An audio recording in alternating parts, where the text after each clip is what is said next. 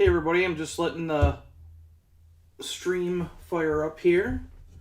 So give me a few seconds and we'll try to get everybody on. Let me see if you guys can hear me a little bit better tonight. Hold on here. See if you guys can hear me a little bit better tonight. I know a lot of people have been complaining about audio issues, but I've been messing with all my mic settings and stuff. So let's see. Alright, hold on here.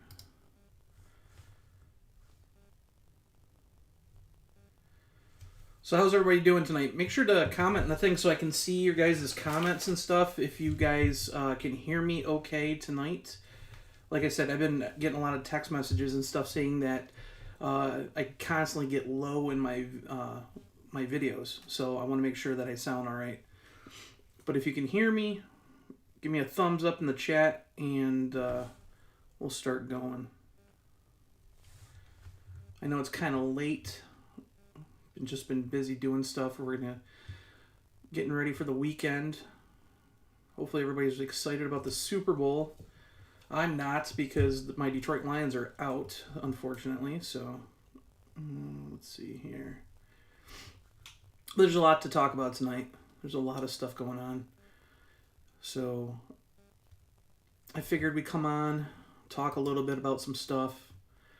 I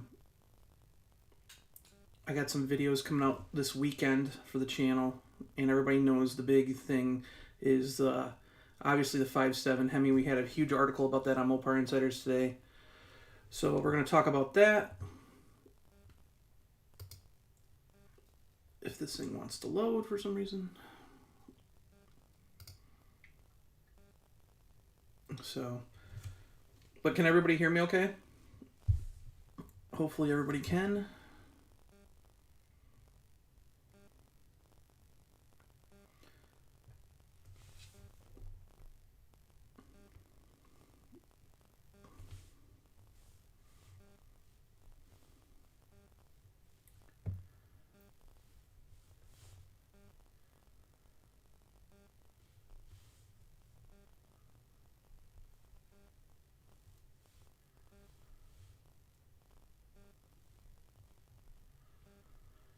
All right.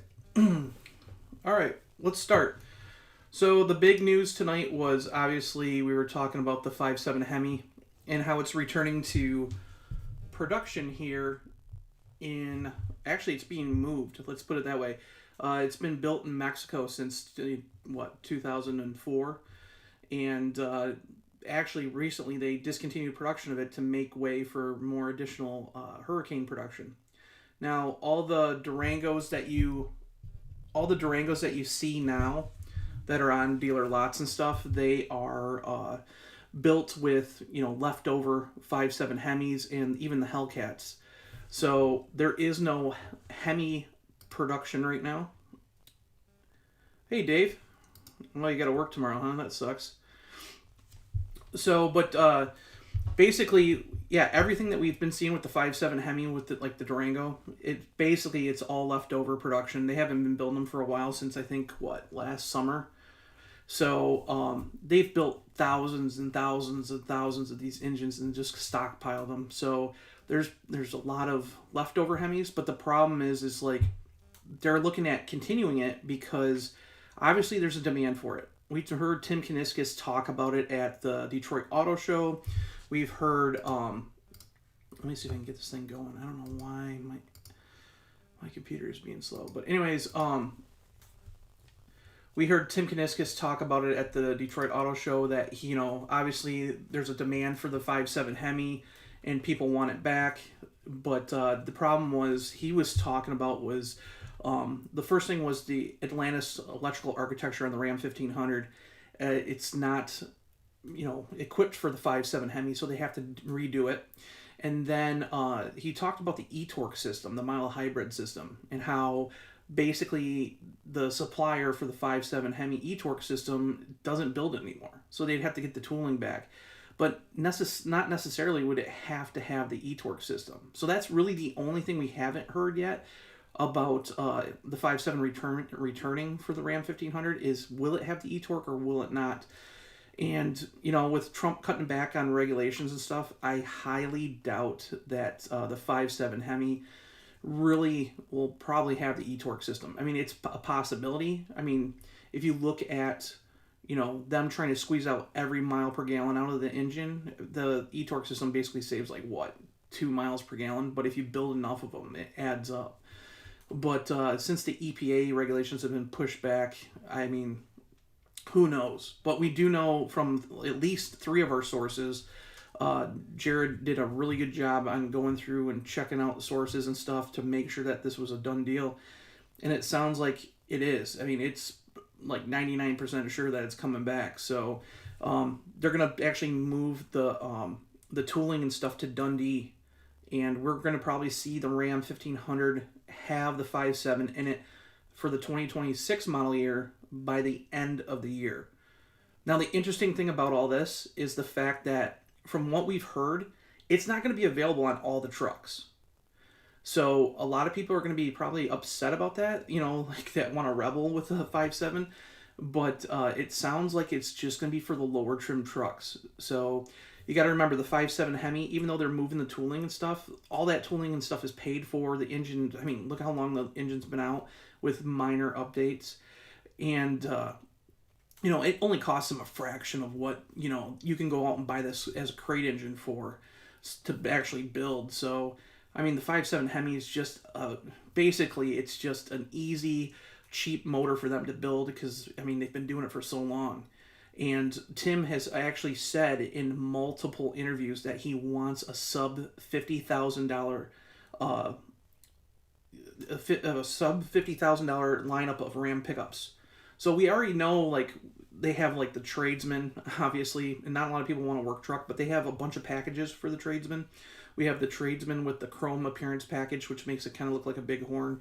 We have the tradesman sport, which, you know, basically adds a little more like body colored front bumpers, rear bumper, does a little bit of the grill and adds chrome accents to the grill and stuff, and adds 20-inch wheels. There's a tradesman night edition, and then there's also the Warlock. So we might see the 5.7 in the Warlock. I wouldn't be surprised. I mean, Ram has actually dialed the price back. They cut the price by $6,500 for the Warlock right now. So you can get one for $50,000, and right now that's the best bang for the buck Ram pickup that you can buy. I'm really shocked that not a lot of people are talking about it. The problem is trying to find one of those trucks because they're very scarce. So Tim has actually complained about, you know, the 5.7, or not the 5.7, but the Warlock and certain trims. Like, for example, you think not a lot of people would want a $90,000 Ram 1500 tungsten, but there's actually quite a demand for them. And the problem is they're not building enough to meet the demand.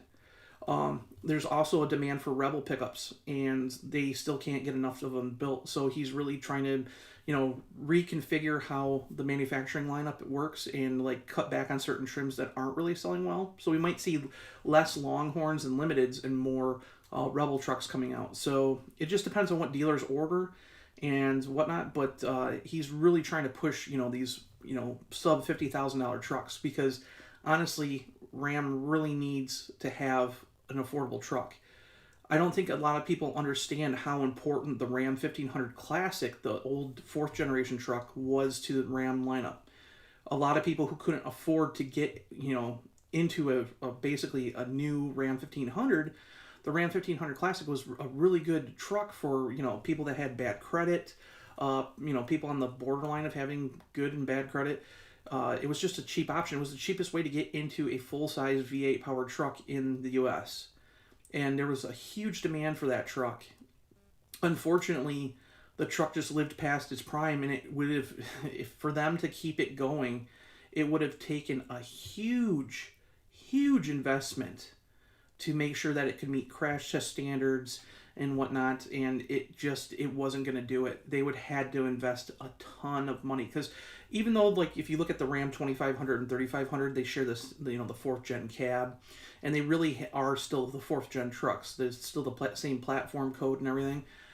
The problem is heavy duty trucks have different, emissions regulations, different crash test standards than the half-ton trucks. And by the time they would have put that money into the 1500 Classic, it didn't make sense.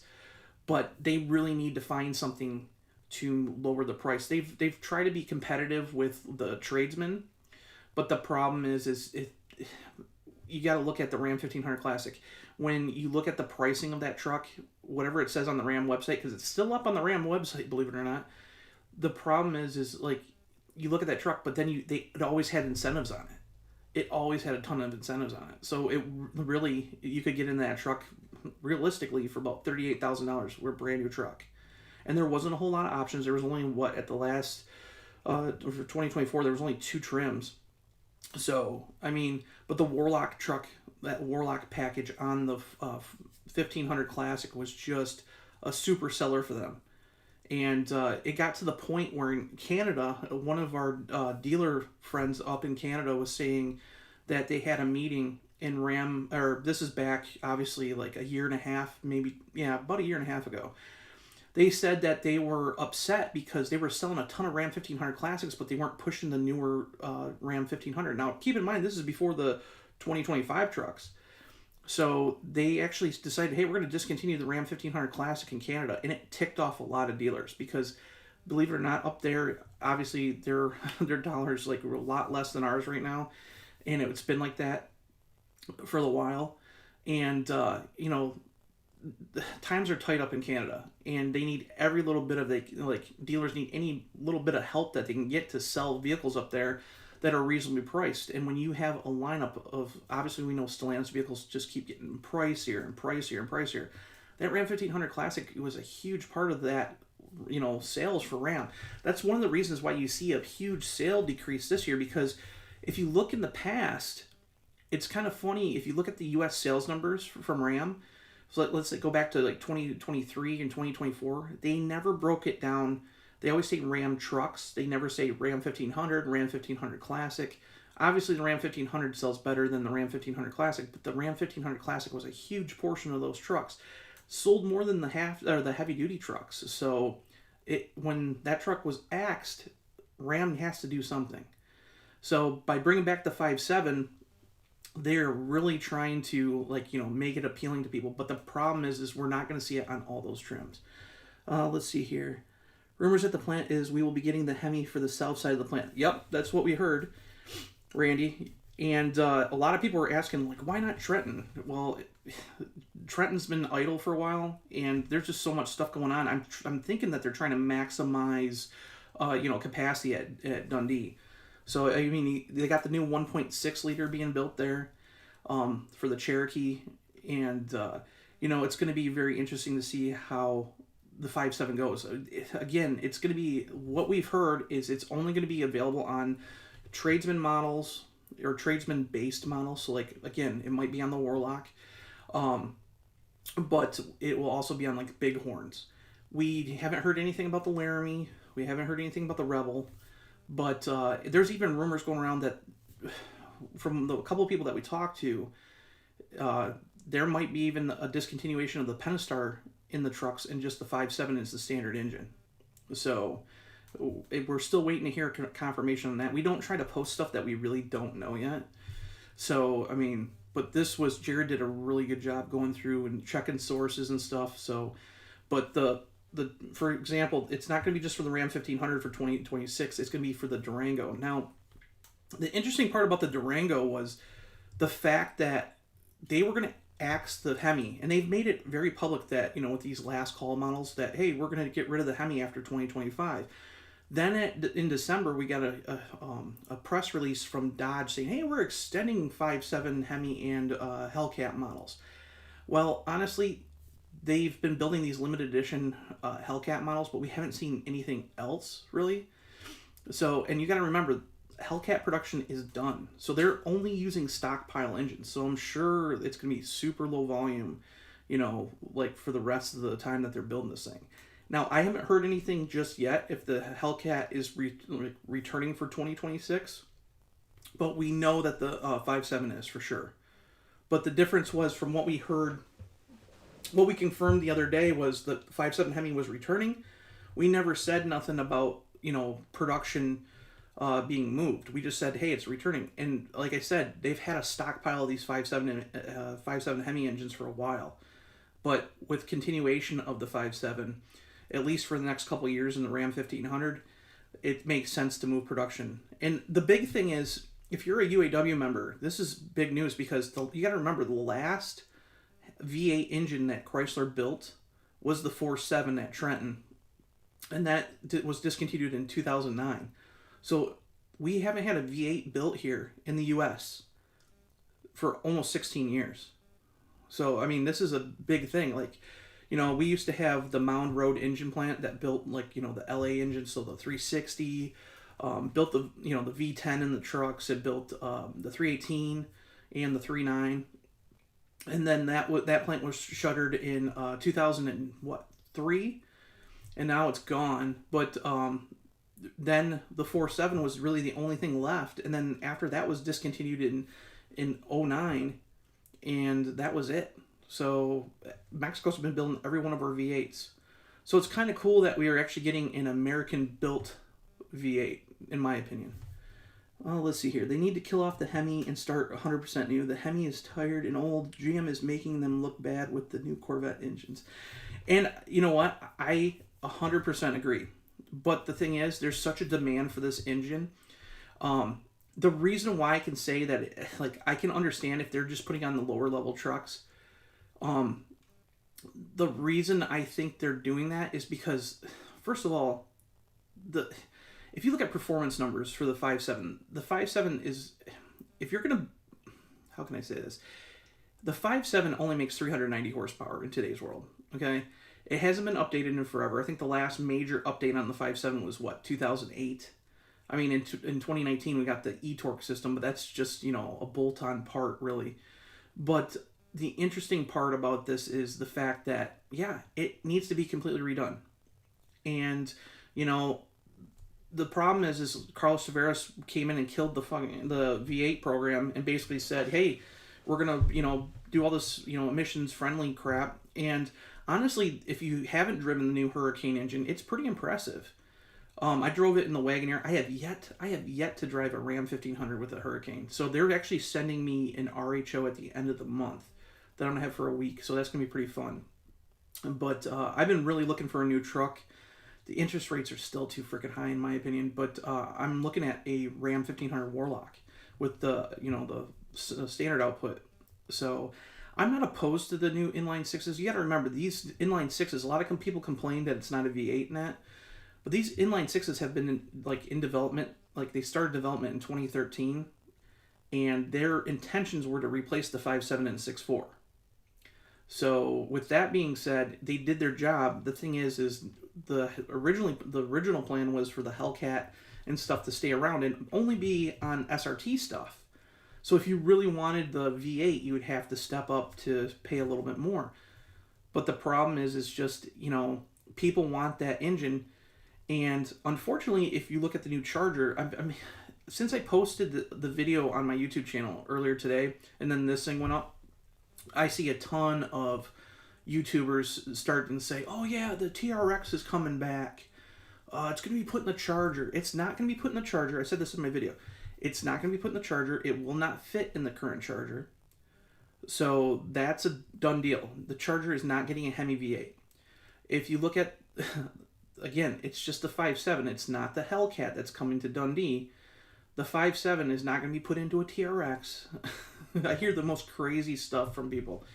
And then, you know, we're just looking at low volume numbers. So, who knows? I mean, if it's in the Bighorn, really, if it's in the Bighorn package on the Ram 1500, the Ram 1500 Bighorn in Lone Star, if you're in Texas, is the most popular trim.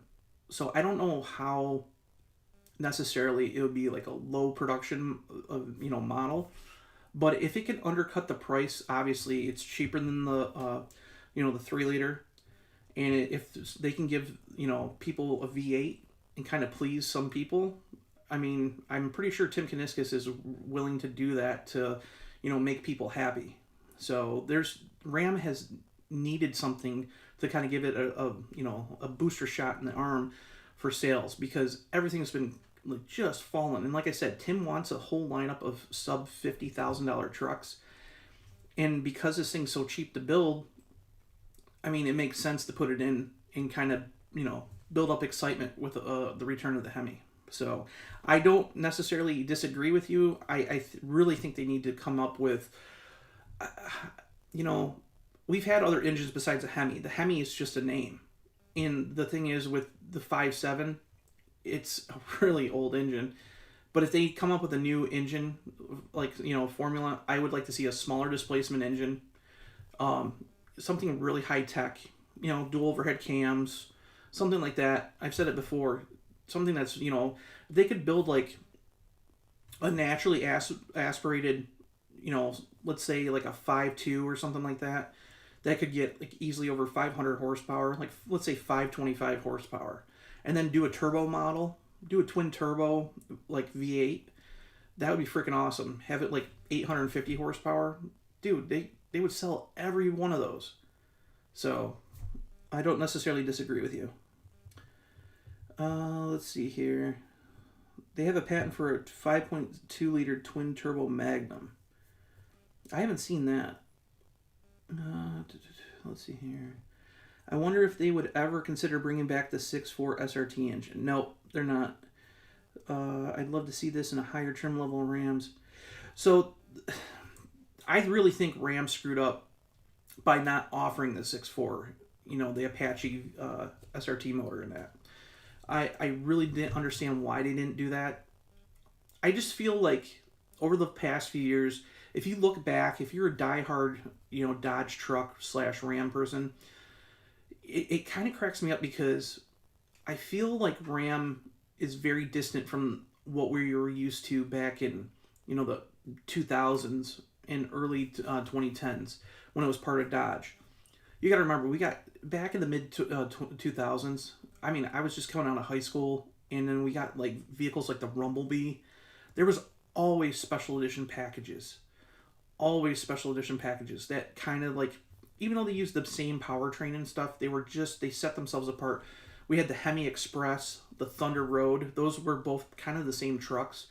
They were, you could get them in quad cab models back then, the 4-door quad cab models, but they had the, graphics, or not graphics, but the body kit on them. So they had like they had like side skirts and front skirts on them. Those looked pretty good. They all came with 20-inch wheels. It was just like a nice looking package. Then you had the Rumblebee, which was a really cool truck. And then you got to remember, in 2014, I was at the Dream Cruise here in Woodward, because I go to it every year. Now I actually only live a few like blocks away from Woodward.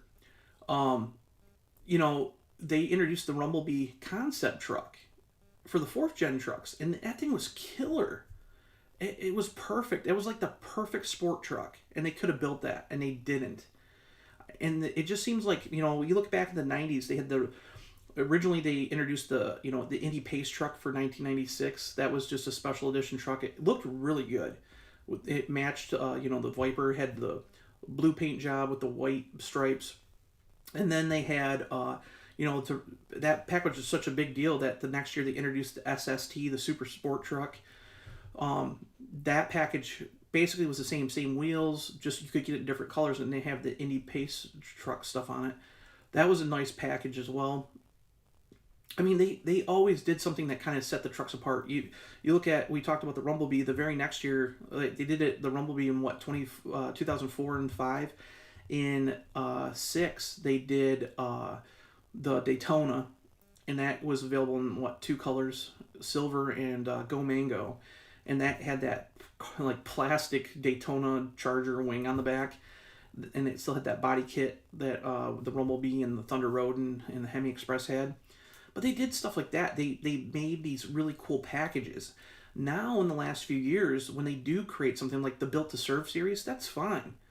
But it's nothing more than just a basic sticker package. I mean, if you actually break down the Bighorn Built to Serve models, basically what they did was they gave them, they basically took a Ram 1500 Sport from Canada and did the seats a little different, and they made it so they had the netting on the back. You can do the Velcro patches on the side, but really it wasn't much different than just the normal Bighorn. You did get like, the better seats and stuff, but that was it. I mean, they haven't done like a really cool special edition truck, and I think that's the kind of stuff that they need to do. Like, if they could bring a 5.7 truck, even make a quad cab version that's like a sport truck, or make a crew cab sport truck. Like, there's a lot of people that are my age. I mean, I just turned 40, and when I graduated in 03, people weren't talking about off-road trucks that much. I mean, you had the occasional guy with the Z71 package, and then Ram at the time had the 4x4 off-roadster. If you're not familiar with that, that was a package that Ram introduced in, 2000? They called it the off-roadster. It said 4x4 off-road on the tailgate. Basically, what they did was they gave it 17-inch wheels, which were the biggest wheels that you could fit on a Ram at that time from the factory. Gave it aggressive all-terrain tires. They cut the ABS because you don't want ABS in off-road situations, and they gave it a 1-inch lift. I think a 1-inch lift from the factory, and gave it beefier skid plates, and that was it.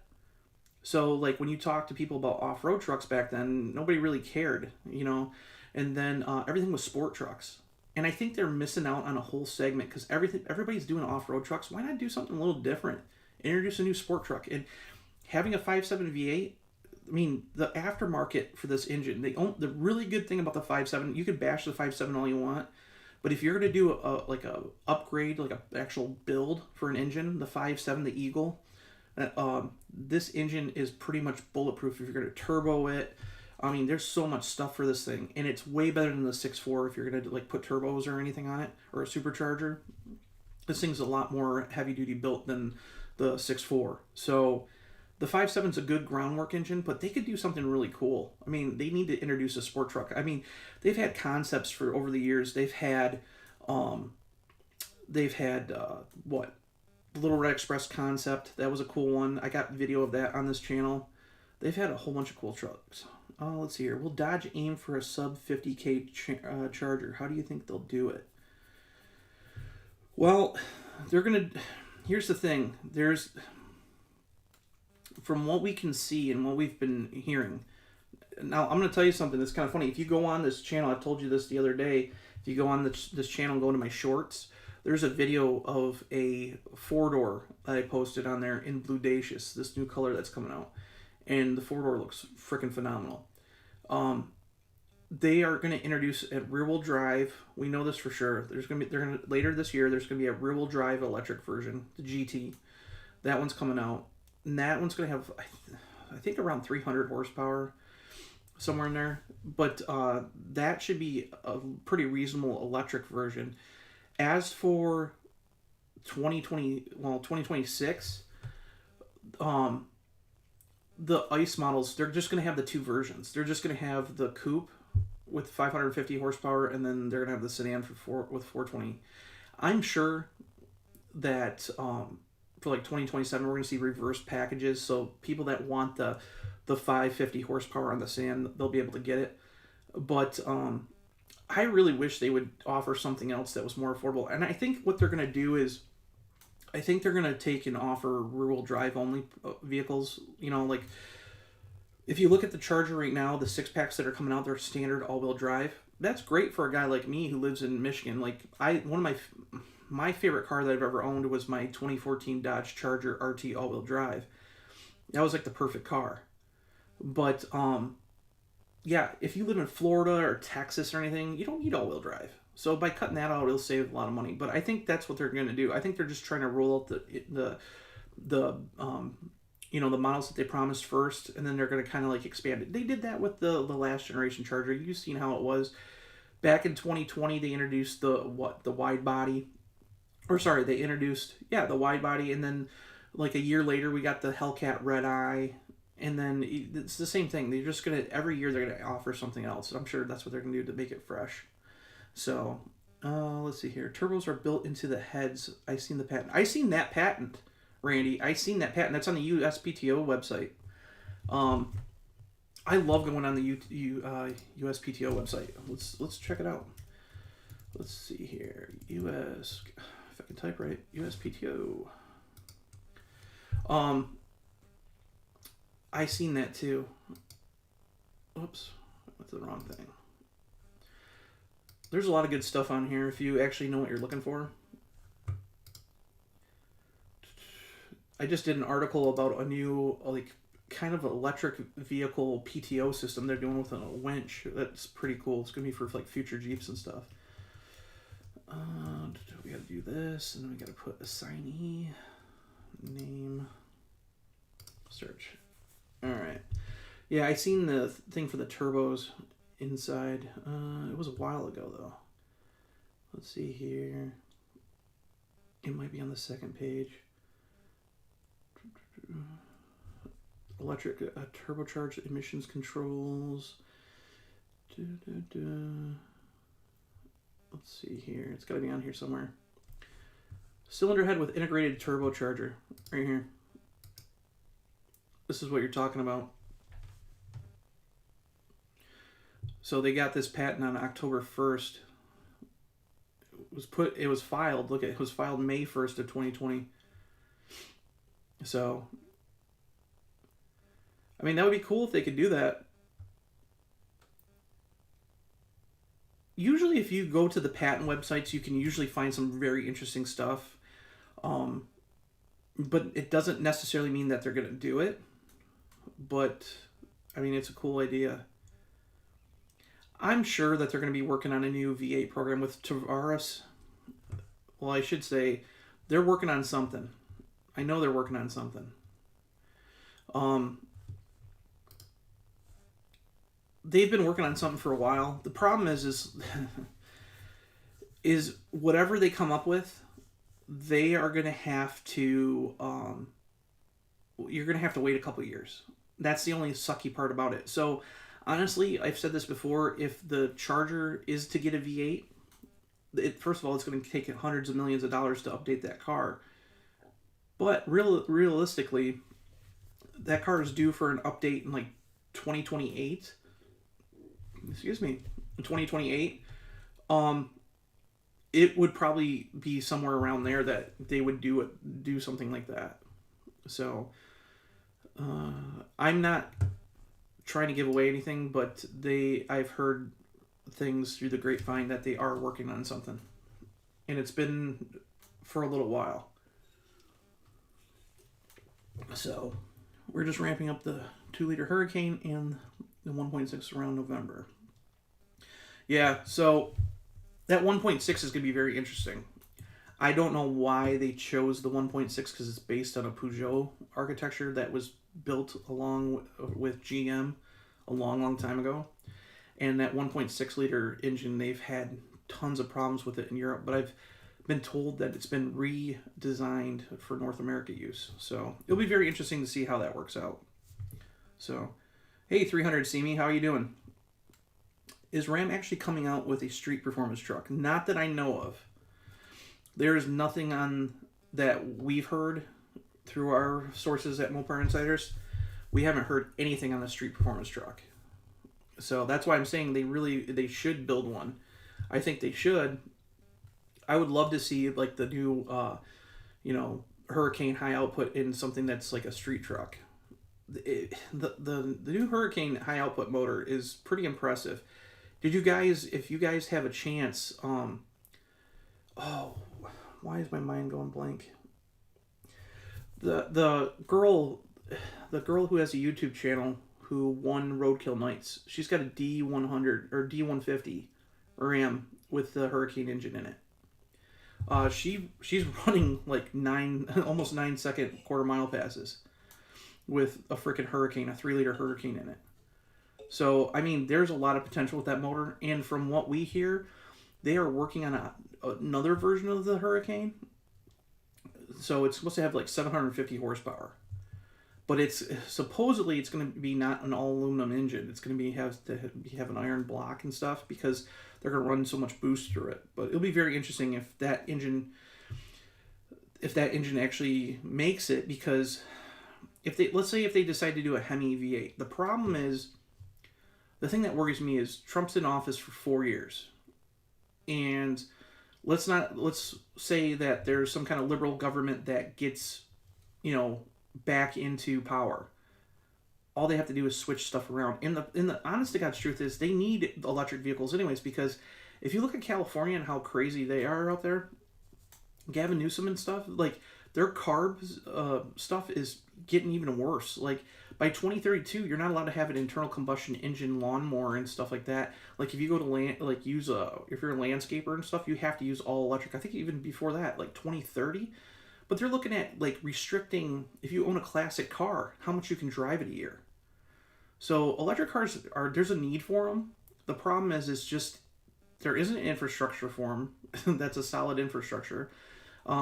People don't like the inconvenience of having to wait to charge a thing. Like where I can go fill the stupid thing up in my car up in like 3 minutes, I have to wait 30-40 minutes to charge. And the thing is, around here, I had this huge talk with a huge talk with one of my buddies. He he has a hard time charging his electric vehicle. And the reason why is, like, when you go to find fast charging around here, which there isn't many fast chargers, and I live in Detroit where the big three are, you think, like, we would have a solid infrastructure on stuff? We don't.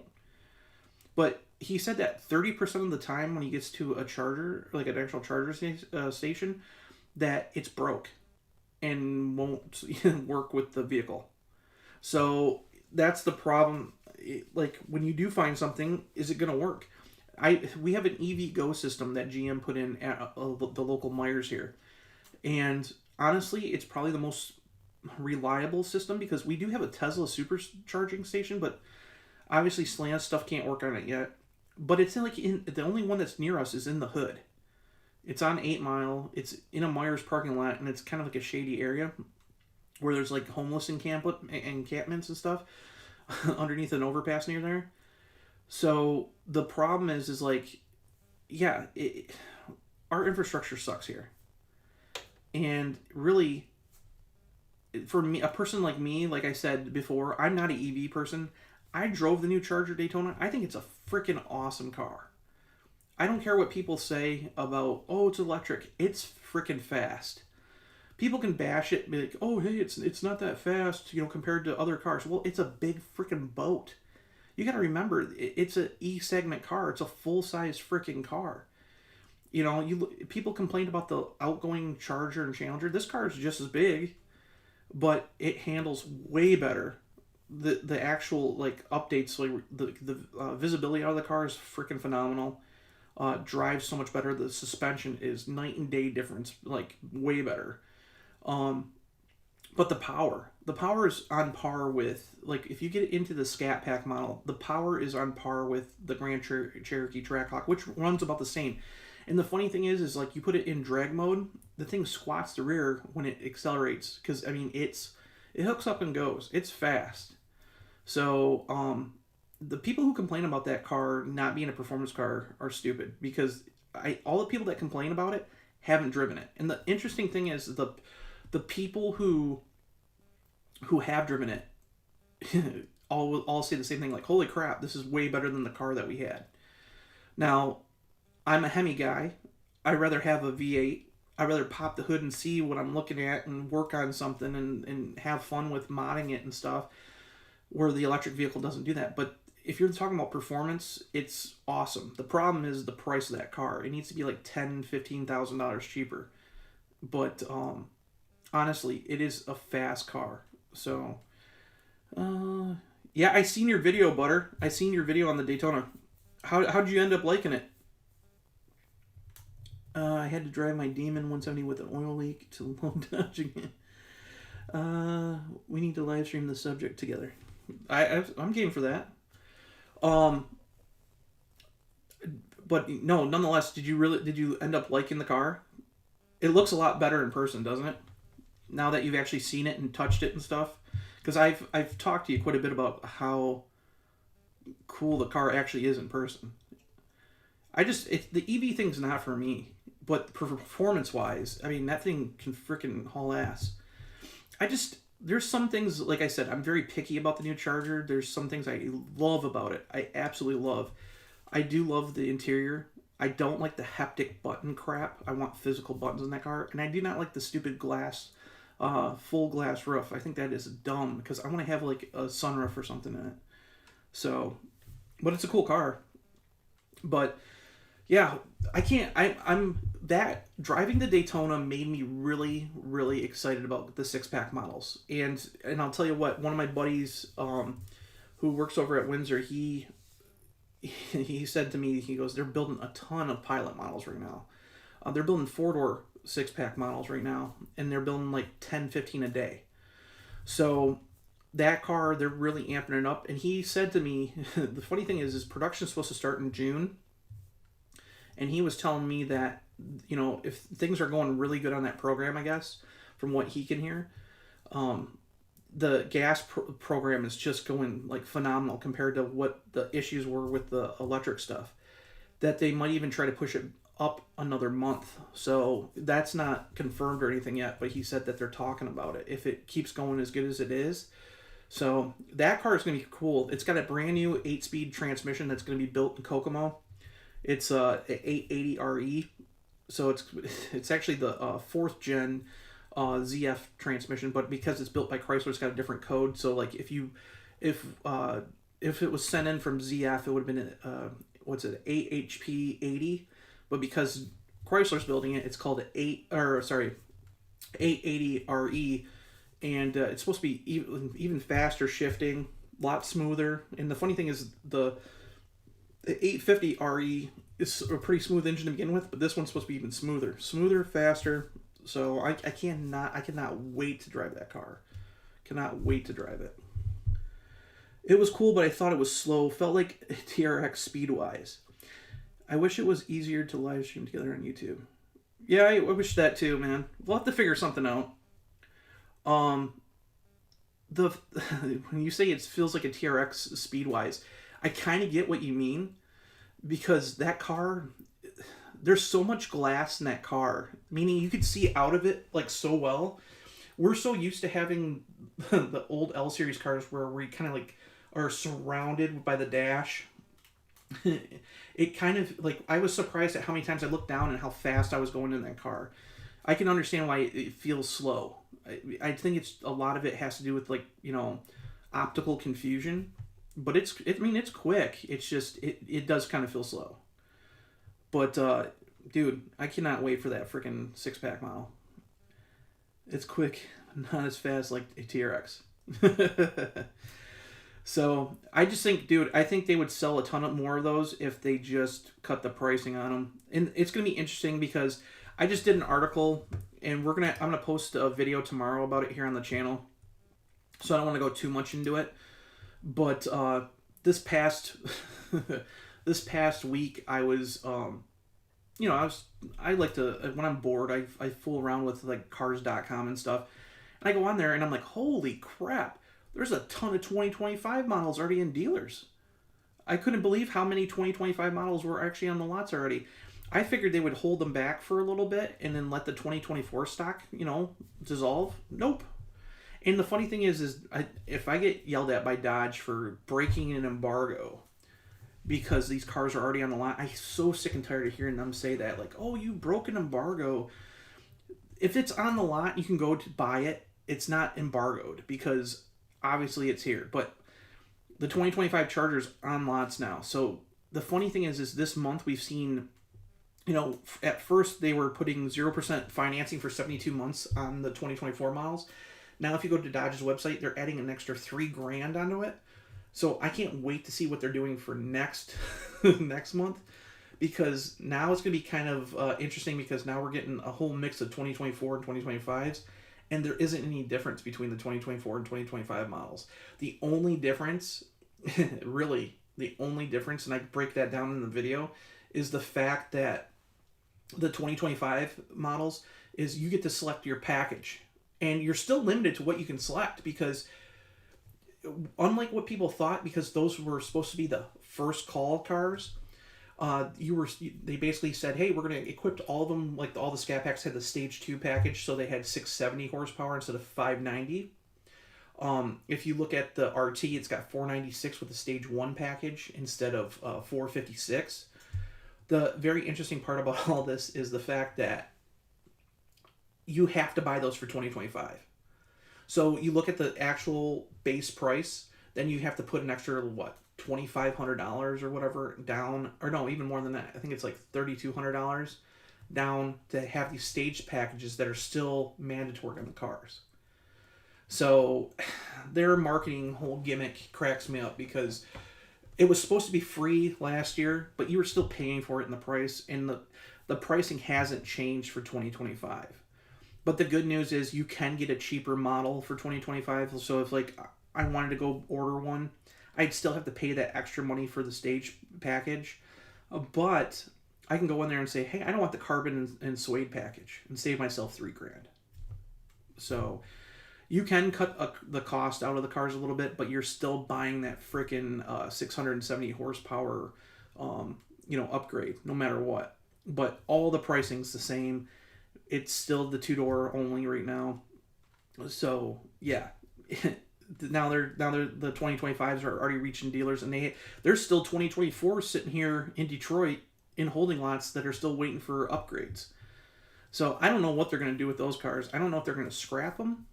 I don't know. I've talked to a couple dealers that are local, and they're still waiting on some of their 2024 orders to show up. At first, it was kind of funny because Dodge said, hey, we're only going to allow so many of these cars to be built. And, dealer, you'll have to go to a select dealer to buy like a specific pre-configured package. We're only going to do, allot them, whatever. So the dealer didn't even get to pick the package. And some of the dealers haven't even got their cars yet. So I don't know. It's going to be interesting. Are they going to scrap them? Are they going to put them back? Because we're already seeing like Cadillac.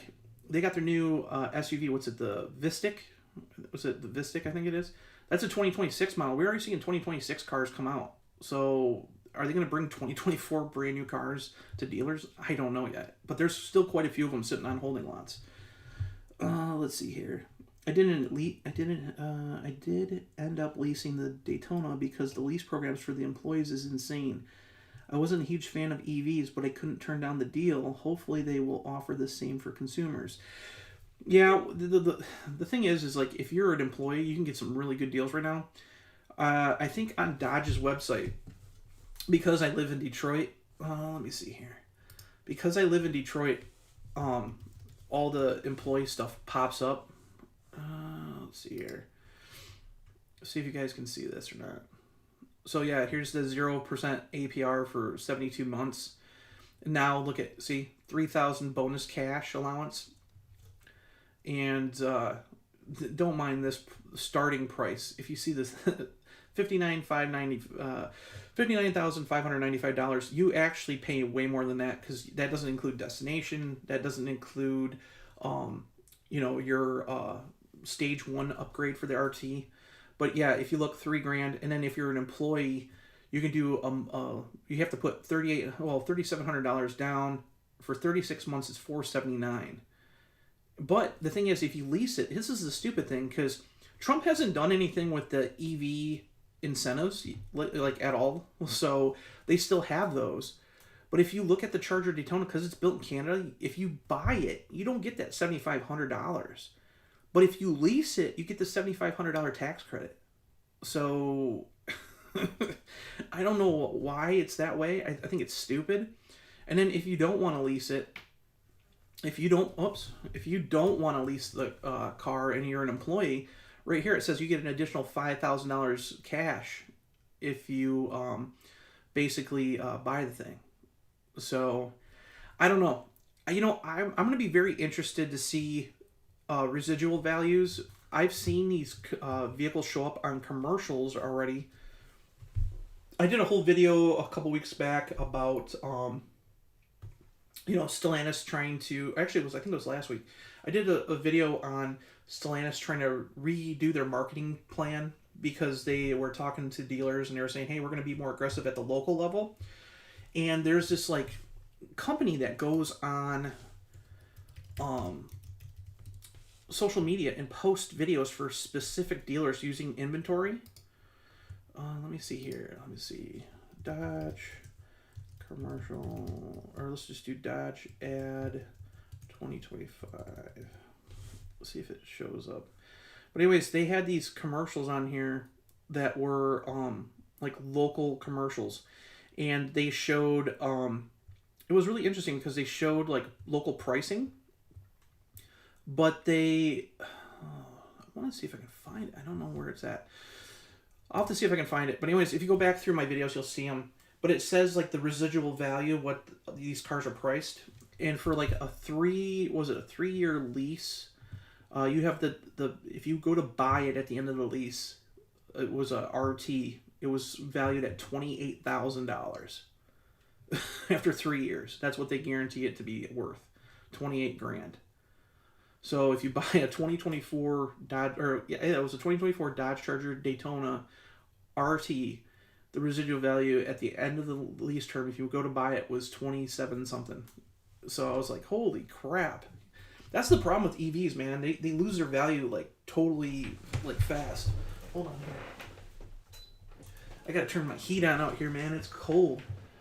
My office is out in my garage, and it's down to like 63 degrees in here right now. We're having like really cold weather here in Michigan. So, I did end up leasing. Oh yeah, I already read that. So yeah, I mean, it's going to be very interesting to see how these cars do for the 2025 models compared to the 2024s. Just because, you know, the 2024 models were so late to the game. So it'll be very interesting to see how all this stuff happens. It's going to be very fun to watch, actually. But hopefully you love the car, man. I drove it, like I said, it's a killer car. If you guys seen, this is another thing about EVs. I really, really, really like the new Wagoneer S. I think it's a really cool package. The launch edition is really cool. But I actually got a video coming up, I think tomorrow, on the Wagoneer S for this channel. But they just introduced today at the Chicago Auto Show, they introduced the Wagoneer S Limited, which is their new entry-level, basically their new entry-level Wagoneer S. And it's got some different features. The very interesting thing that I found out is, so they're going to offer a power boost option. And I'll talk a little bit about that in a second. But I'm waiting for Jeep to actually get back to me on specific details. There's a couple websites that have posted stuff, and I've heard different. So I like, again, we don't want to ever post anything that we aren't sure of on Mopar Insiders. So I'm waiting to get confirmation on it. But so what they did here was they basically decontented the Wagoneer S Launch Edition a little bit. And it's not necessarily a bad thing. This thing, including the destination price, it's $66,995, which is still a lot, but if you look at the Launch Edition, it's $71,995. In the Launch Edition, originally we thought it was going to be called the Obsidian for 2025, but it's actually back as the Launch Edition. So the real big difference between the Limited and the Launch Edition is, if you look at the exterior, the Limited has like the satin finish. There's no more chrome. Ralph Gilles has said, hey, we're not doing chrome anymore on any vehicles, probably other than trucks, because Jeep, chrome's kind of dead. I like chrome, but a lot of people don't, and the majority of people buy those blacked out packages. So what they're doing for this model, if you look at the Launch Edition, it's all blacked out. It's got like a blacked out grille fascia, and then like these little spike things here. There's for the vents, they're blacked out. This piece down here is blacked out. Well, for the Limited, everything's satin finish. The Launch Edition also has 20-inch black wheels. This one's got machined face with black pockets, and the DLO, the daylight opening around the actual greenhouse of the thing is satin finish. The lower part of the doors is satin finish. Well, it's a nice looking package. But what they did was, if you bought the Launch Edition, you got the standard like passenger screen and all that. They did away with it, and now you have like this panel that just fits over there, and it's got like this design, like this dash design that doesn't look that bad. They are offering a new color for the Limited, so it's got this Arctic gray interior, which looks really nice. But you do have some options that aren't there. The interesting thing about this is they also decided, hey, we're going to make it 500 horsepower instead of 600 horsepower. And that's where that power boost option comes in. So what I've heard, Motor One posted this thing and they said, oh, it's going to be an additional price plus a subscription. For every month, you're going to have to pay something to have the extra 100 horsepower. Now, keep in mind, both of these vehicles have the same EDMs. They're the same thing. It's just an over-the-air update that updates the power. So basically, it's just like direct connections, speed, or not speed, but stage packages for the Charger Daytona. But they're saying that they're going to have a subscription for the Jeep. And I'm like, that's weird, because I heard that you're going to pay like $2,500 and you can get that extra horsepower out of it. So I'm waiting for them to confirm, because they haven't officially announced anything yet. And then on top of it, if they introduced Hydro Blue as a color too, but on top of all the limited stuff, the interesting thing is there's not many options. So if it's got the same battery pack, like again, 100 less horsepower, but everything's the same. But if you get the comfort package, which is $4,000, you basically get the same equipment as the launch edition. So why not just buy the launch edition if, basically you're just buying it because you don't want the blacked out package. You think about it, 66,995. You pay $4,000, you're up to $79,995. And then if you want get the 600 horsepower, let's say you got to pay $2,500 like I seen, you're paying more than the damn launch edition. So their pricing structure is still kind of screwed up. I don't understand that. But they showed it off at Chicago in the red hot color, and it looked really good. I think Motor Week posted some photos of it. So I was supposed to go to Chicago and I just decided not to. I was like, the last few years, Chicago's like Detroit. It's been getting smaller and smaller and smaller. And Jeep was having a press conference for 15 minutes. It wasn't worth my time and how much I had to pay to go, because I'm only like really looking at Stellantis stuff, and there wasn't a whole lot there. I figured it was going to be this or a special edition Jeep package for the Wrangler or something, but it's a nice vehicle. I seriously, I'm still waiting to drive this thing too. I didn't get to go to the media launch, but I got to spend some time with it at the. From what I've seen at the one on the display, like I actually got to open it up, sit in it, and that. It's a D-segment SUV. It's smaller than a Grand Cherokee, but there's a ton of room in it. And if you actually look at the dimensions of the Wagoneer S, it's actually on par with one of my favorite vehicles of all time, which I've owned two of, the 1998 to 2003 Dodge Durango. So if you look at the wheelbase and the actual length of it, it's pretty close to that model.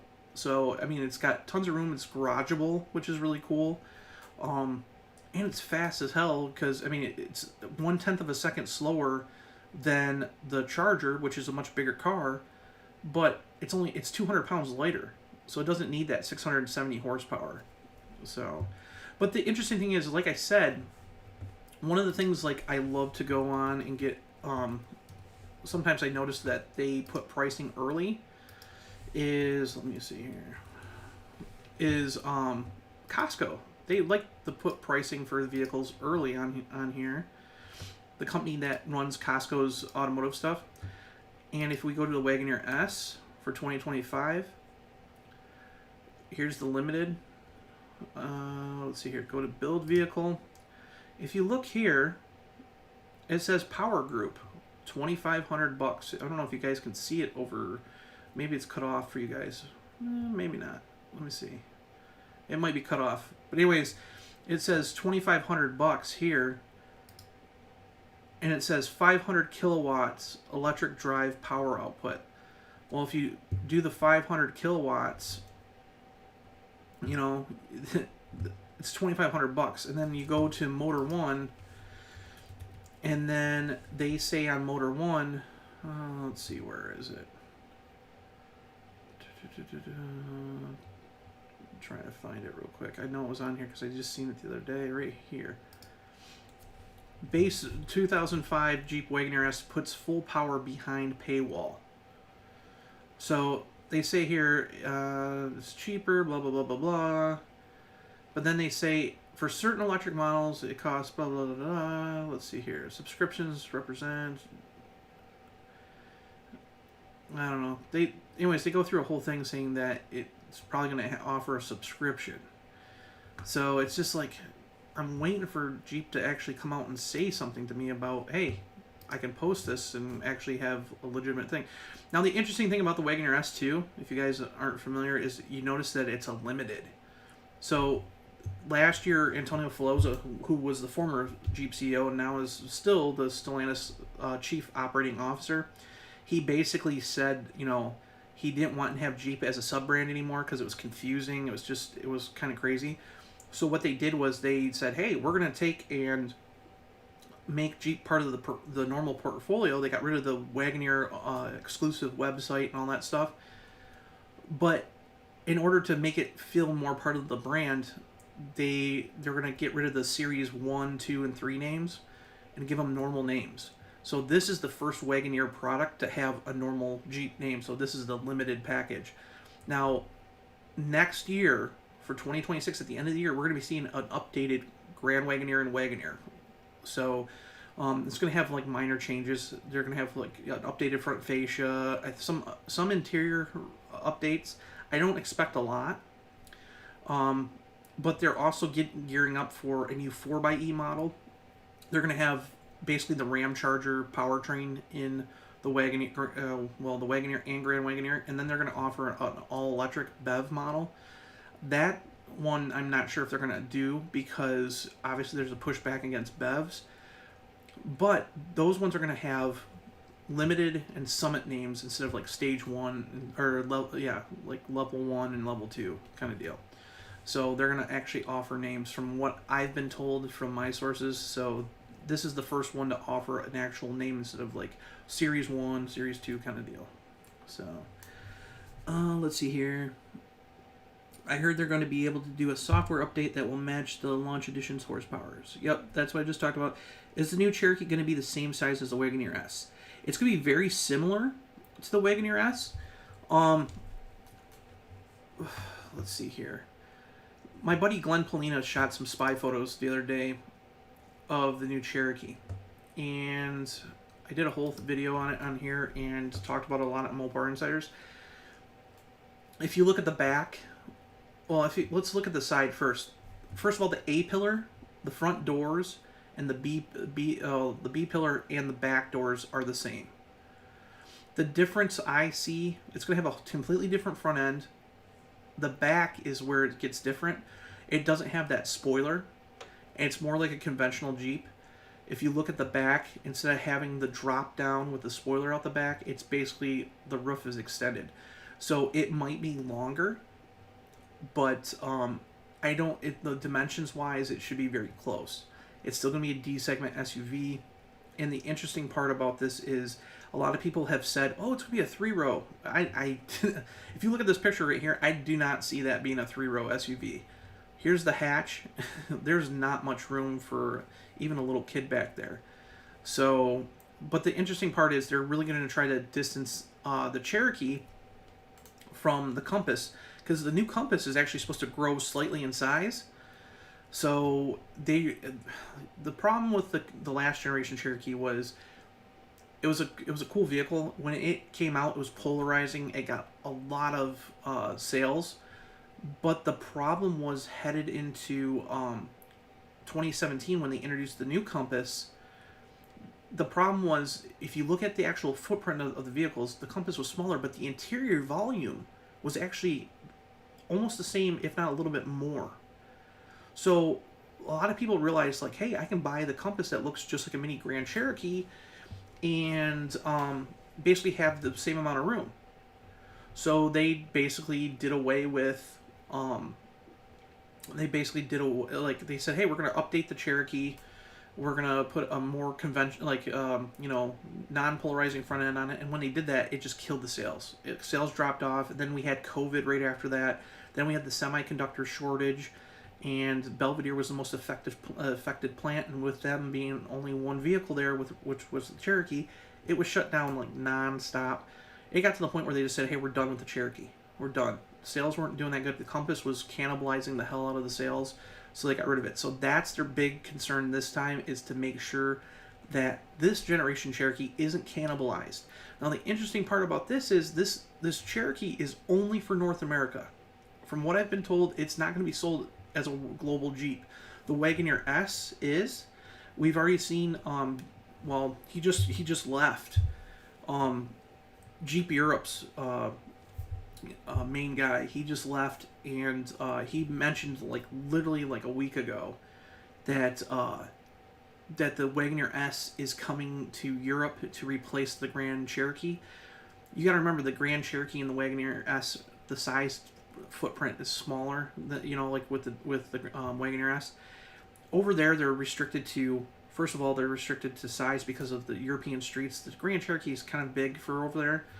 The other problem is like, there's a lot of towns like in Italy, and even like France, and well, not so much Germany, but there's areas over there where they have congestion areas.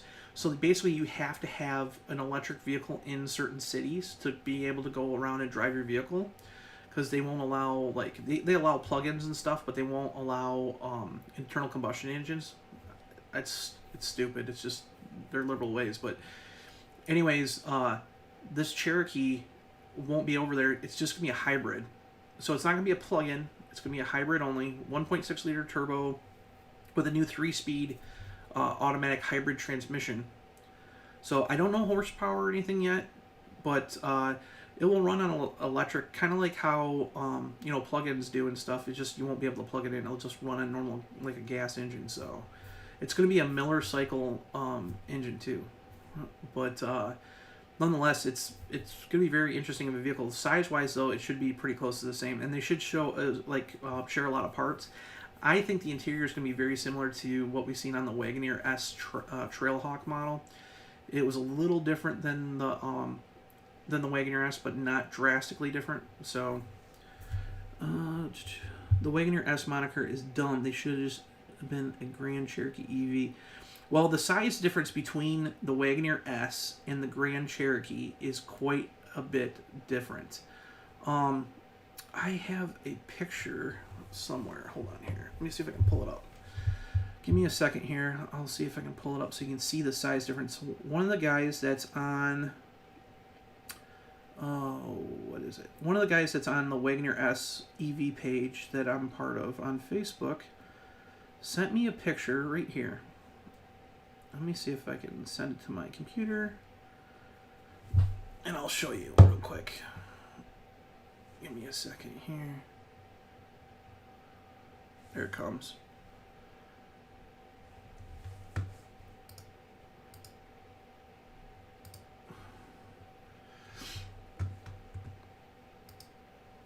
Oh shoot, I don't want to make it too big. See if you guys can see this. So here's his new launch edition and his Grand Cherokee 4xe. So if you look at these two together, let me see if I can see if it fits the screen. I'm a little bit down or slow compared to where you guys are, so hold on just a second here. But if you look at these two, you'll notice the size difference between them. The Grand Cherokee is way bigger. It's an E segment vehicle. The Wagoneer S is a D segment vehicle. It's shorter, it's not as long, and it's not as wide. So for Europe, this thing makes more sense. And then they're even talking about basically, they're talking about the Wrangler. They're going to take and drop the Wrangler from Europe. The Wrangler, I mean, it's iconic, but the problem is like the size-wise for over there, it's too big. They don't sell a lot, so they're going to replace that with the new Recon, which you can see in the spy photos right here, right behind here. This new SUV that we've been talking about. It's going to have a removable roof, door, or not removable roof. It's going to have a roof that retracts. It's going to have removable doors, and the rear windows actually are going to pop out as well. So, like, these windows back here will actually be able to pop out, but this is what's going to replace the Wrangler in that market. So, and this is a BEV only for now. And then they're gonna launch. Hopefully, they're gonna launch a hybrid model, so it's gonna share the same hybrid powertrain as the new Cherokee. So, but anyways, yeah, this is going to be replacing the Wrangler in Europe. It's not. It's going to be now. Keep in mind, Recon and the Wagoneer S are global Jeeps, so we're going to see them in Australia.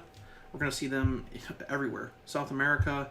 You're going to see them in Asia, basically everywhere on the planet. And then the Cherokee's just going to be for here. So, but this thing starts production. February 24th, on Monday, 24th.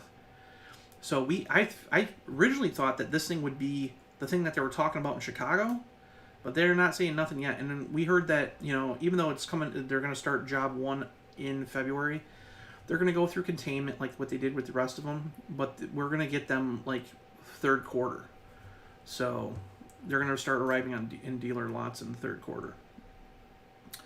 Let's see here. What is currently going on with Chrysler? Why don't they have any other models besides the Pacifica? That's a good question. A lot of that has to do with Chris Fuel. I was talking to Frank Rhodes Jr. today about that. He called me because there's a lot of stuff going on. If you don't know who Frank Rhodes Jr. is, we've talked about him a lot on Mopar Insiders and stuff. He's actually the great-grandson of Walter P. Chrysler. You might remember that they talked about Chrysler having an heir that was trying to buy the company. That was Frank. Frank and I talk a lot. He's a cool guy. He was telling me that this year at the Chrysler Nationals at Carlisle, they're doing a huge celebration for the 100th anniversary of Chrysler, and I've been very vocal about kind of bashing Chris Fuel because it's Chrysler's 100th anniversary, and they haven't done nothing for it. If you go back to 2014 when Dodge had its 100th anniversary, they were doing everything. They had commercials, they had special edition models, they had all this stuff.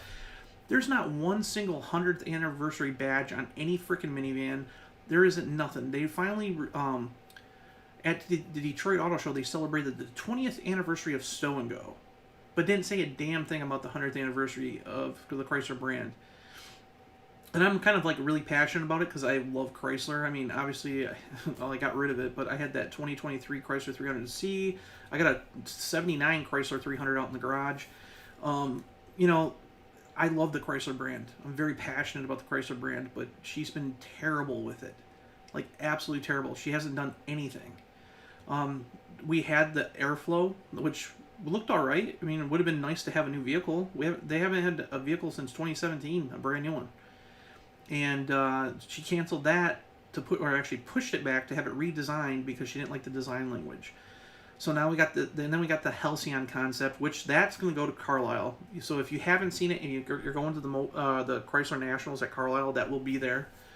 It's at the Chicago Auto Show right now, but that will be at Carlisle for sure. I guess they're bringing a whole bunch of historical Chrysler vehicles as well, so that's official.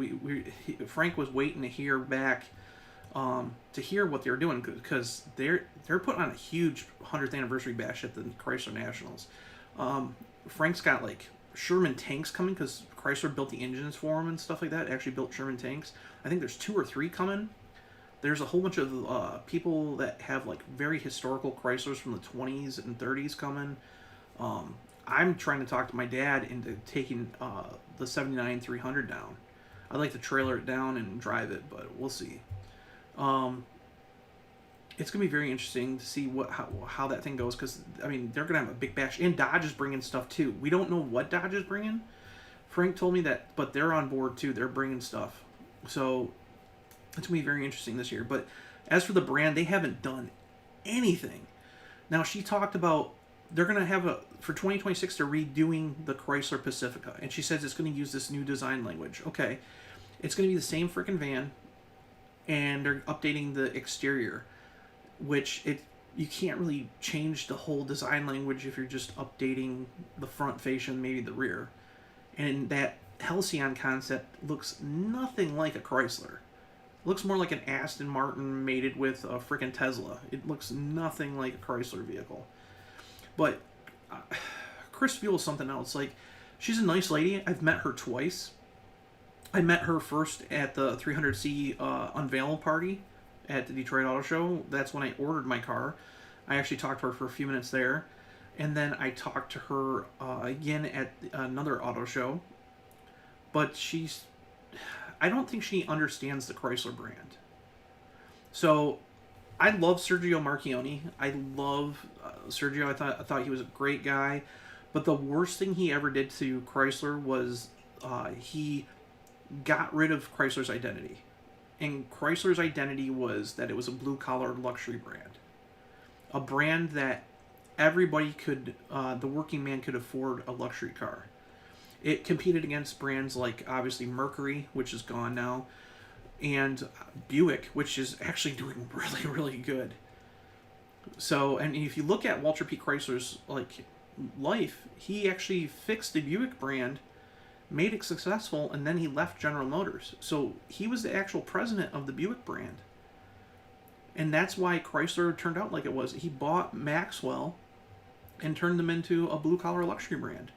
That's why Dodge was always the mainstream brand, but since they broke Ram off, you got to remember, back in 2009 Fiat came in, but in 12, they had an investor meeting, and they said, hey, Chrysler's going to be a mainstream brand. We're going to have Chrysler 100, which is going to be a small car. We're going to have the 200, the 300. They're going to have the Town and Country, which turned out to be the Pacifica, with normal and a hybrid. They were going to have a mid-size crossover and a full-size crossover based on the Pacifica platform. Hardly any of that stuff happened. Everything was canceled. It was sad.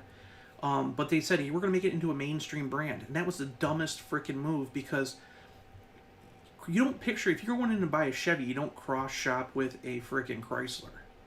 It's just how it is. And then if you look at Dodge, honestly, I don't understand why they can't put Ram and Dodge back together. I really don't. I think that would be the perfect thing to help both brands out.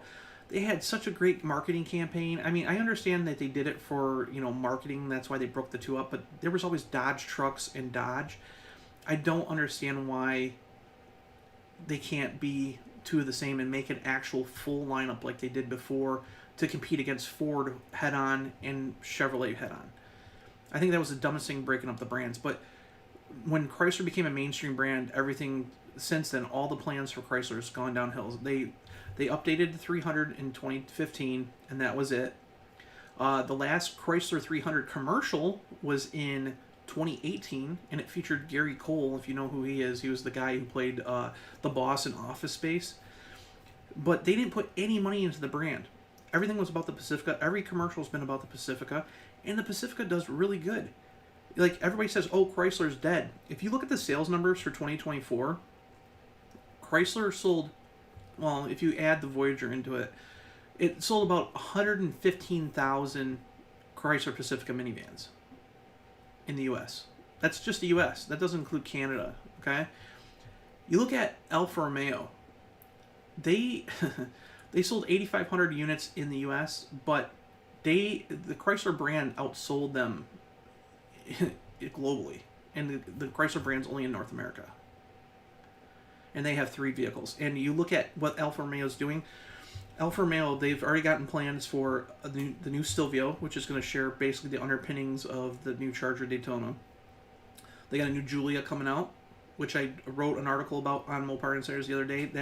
That vehicle is actually going to be copying kind of the Charger Daytona's philosophy, and it's going to have a hatchback design from what I hear. They got the Tonale. They have another SUV supposedly coming that's going to be built in North America, which I think will be a flop if they do. I wouldn't be surprised if it's canceled. They're going to introduce a new version of the Montreal, so a sport coupe. They're going to offer an even sportier coupe, the GTV. And then they're talking about something else. So they're looking at 6 vehicles. And they just keep pouring money into this brand that's not really doing good. But Chrysler's just sitting there. And Chris Fuel spent, you think, millions of dollars on building the Halcyon concept. How many tens of millions of dollars did she spend on saying, hey, we're not going to build the airflow and we're going to take and redo it? to me, she's just wasting money for the brand. There should be product out there. They teased us with. She said that there's a sedan coming too. The interesting part is, let me see if I can pull it up.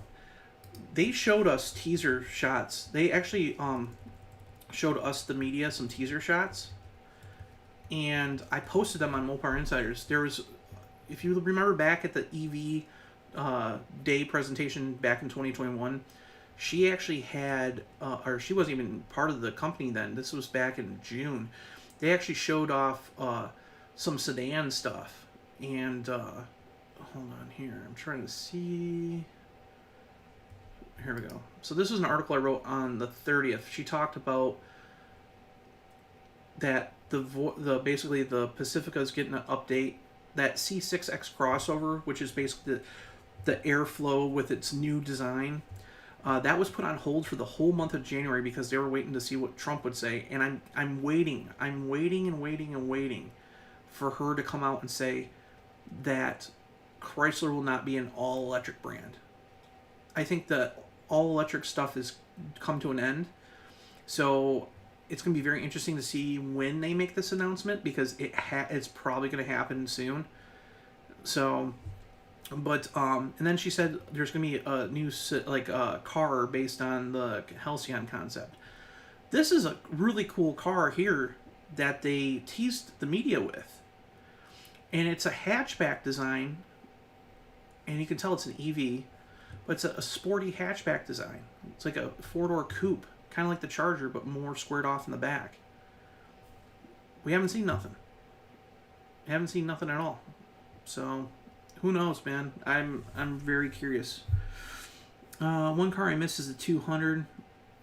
I know it wasn't well perceived, but I picked up a used 2015 Limited with 63 miles on it for $16,500 in 2016. Perfect cheap car. Cars like this need to return. So, Chris, I've been saying that for a while. If you look down in Mexico, I've been talking about this Dodge Attitude car that's down there right now. It's actually a Chinese-built car, and I hate sounding like I'm repeating myself, but hold on here. Let me see if I can pull it up. So this is the Attitude, and it's Dodge's #1 selling vehicle down there. So this is a compact, so it's like a mid-size, like almost like, I would say it's a little bit between a Dart and a 200. It's not quite the same size as a 200, but it's actually a really aggressive looking car. It looks really sharp. And let me see if I can find let me go back to the other article here. I'll show you the interior. The interior is killer in it.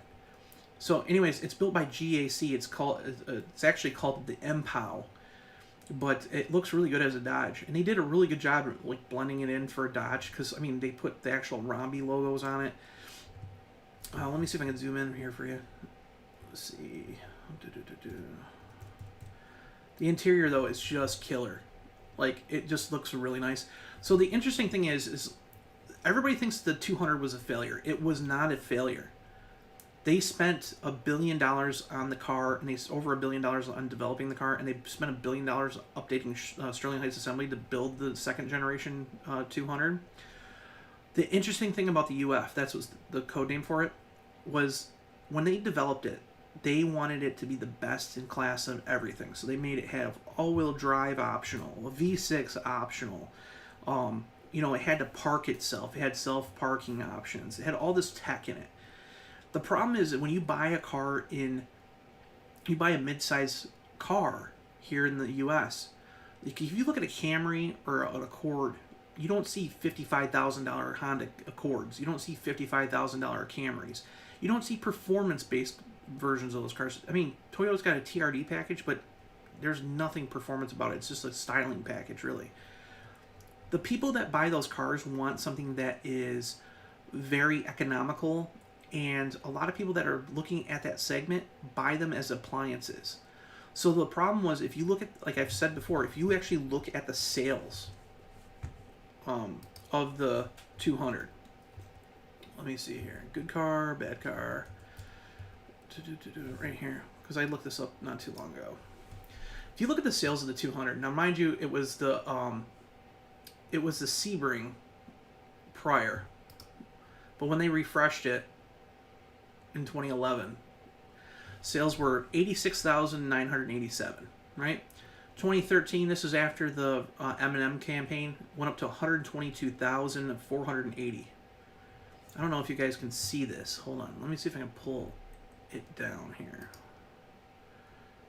Let me see if I can string it over so you guys can see the sales numbers a little bit. See a little bit better.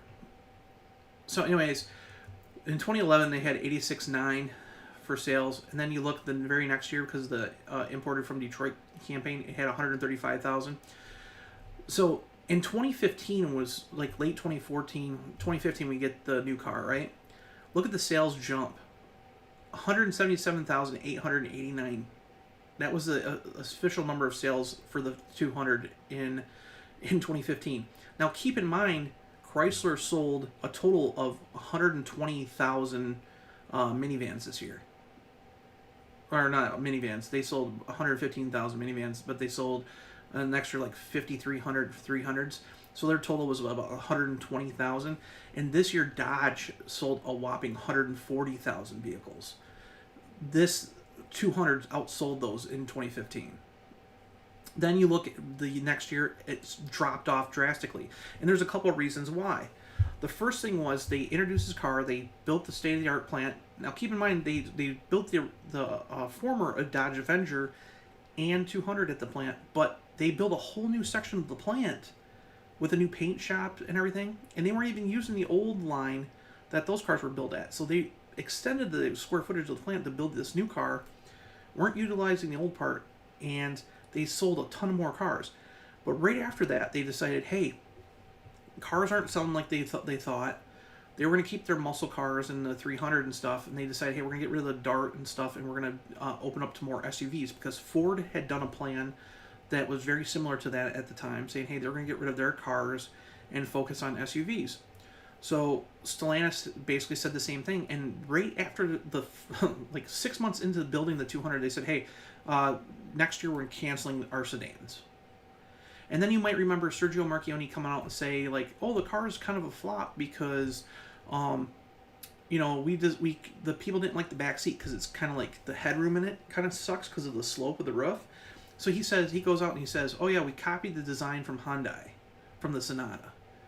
And that kind of like, what people are like, what the hell? So you're bashing your own car, and really it had nothing to do with, you know, the car itself. The car itself was not bad at all. The problem was when you actually look at why the 200 failed, was you had a bunch of things. You had the you know, them saying that they're doing away with cars. Then you had them say basically, you know, they copied the design from somebody else. And then you look at it, they spent all this money on, like, for models like the C and the S, which are all-wheel driving at, and people weren't buying them. People were buying the Touring and the Limited. And if you look at, like, again, when you are selling all these lower level vehicles compared to the ones that you've invested a whole bunch of money on to be top of the line, you were losing money on the cars because you spent all this money on development, but you're not selling the ones that you put all this tech into. So with that being said, when they canceled the last car to come off the line was a Touring model. They discontinued them in December of 2016. And there is a picture. I used to have all these pictures of one of my buddies worked at the plant and shot all the pictures of the car coming down. I have to find it. Let's see here. It's there somewhere. I think Allpar, he had some old pictures, but hold on here last. It's on here somewhere. Anyways, okay, so here's the last car. So look at the production run. The production run ran from March 2014 to December 2016. And it's not an S, it's not a C, it's just a Limited. That was the last car to come off the line, a silver Limited. So, kind of funny that, you know, even the last car wasn't the top of the line car. And they were supposed to even have more models of this. They had a car called the they were going to build a Super S model. There was a whole bunch of stuff that they were going to do for the car, but it just never happened to work out. So the car wasn't a failure. But if you look at that Dodge Attitude car, if you look at the Dodge Attitude, let's go back here.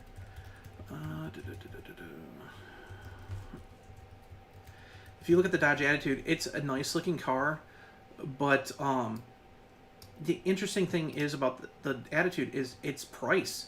It's priced at $23,000 starting, and top of the line car is $28,000.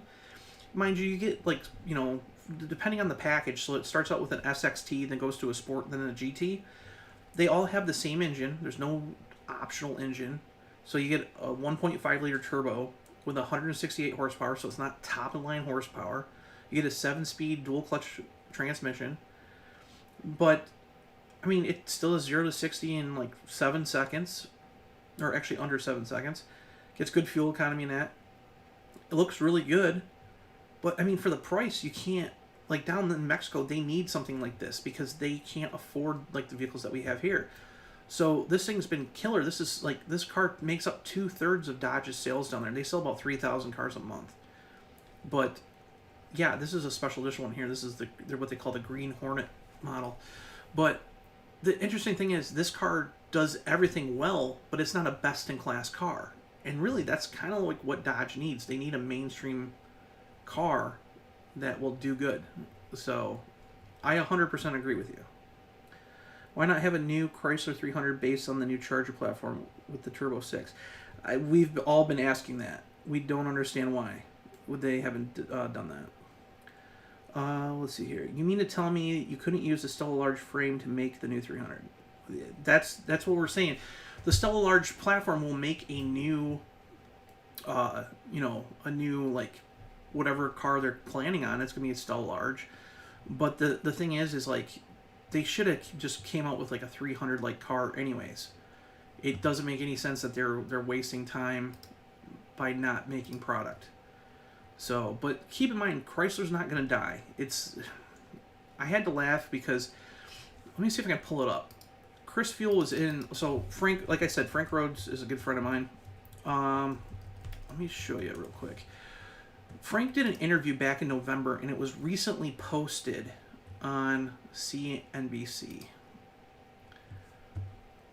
So let me see if I can turn up the volume. We're going to try, well, let me skip this. We're going to have to watch this commercial real quick. But Frank did this interview back in November, and it didn't get aired until January. And this is what cracks me up about Chris Fuel, how she doesn't understand the brand. She says, out of all the things, she talks about what Chrysler's core,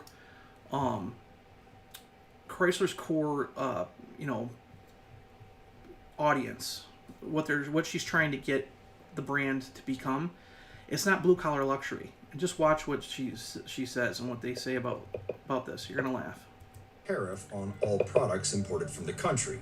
Chrysler told CNBC it is looking forward to working with the president-elect. Sales have increased since the pandemic, and the segment is targeting some new buyers. Empty nesters, single people and couples with pets, young people who are very outdoor active. I'm proud to say that when I came into leading the brand in 2021, we recaptured segment leadership. Okay. So basically, empty nesters, which I understand because honestly, the Pacifica is actually kind of the best all-around vehicle. For old people, because the minivan is like a direct, you can just kind of like slide into it. It's a great vehicle for the older people, okay? Adventure lifestyle, you're talking about people that buy Jeeps. No one's going to buy a freaking Pacifica to put their mountain bikes in the back. I mean, yeah, they offer an all-wheel drive Pacifica, but how many people are going to go spend $55,000 on a Pacifica to have it as an adventure vehicle? That's not what the core audience is. And then she talks about, young people.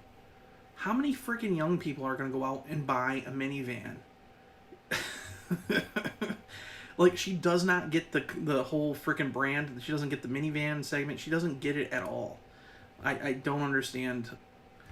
Like, what do you guys notice about this? Hold on a second here. Did I freeze?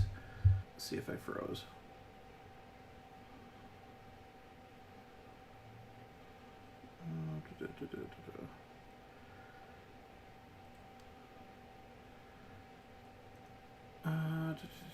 Hold on here.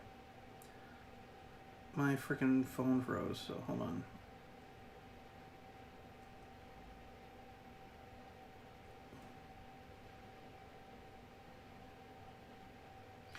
Alright, sorry about that. I can't chat with you guys because I don't have my screen up.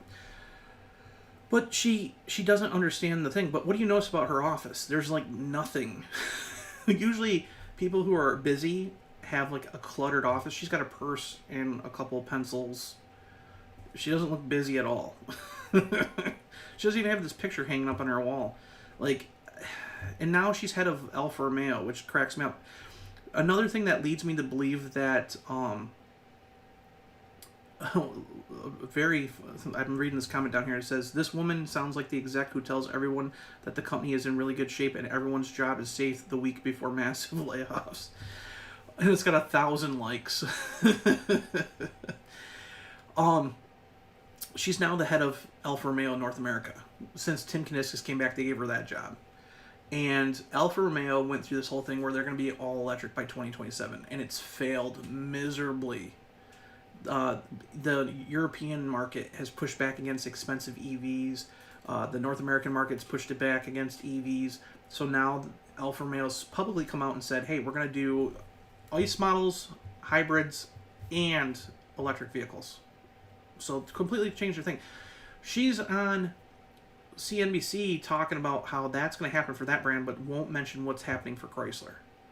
So that right there, I don't think she has a plan. I think she's one of these people that just kind of like sit there and, oh, you know, we're going to do this. Nothing's been done. She's been the CEO of the Chrysler brand since 2001. It's 2005.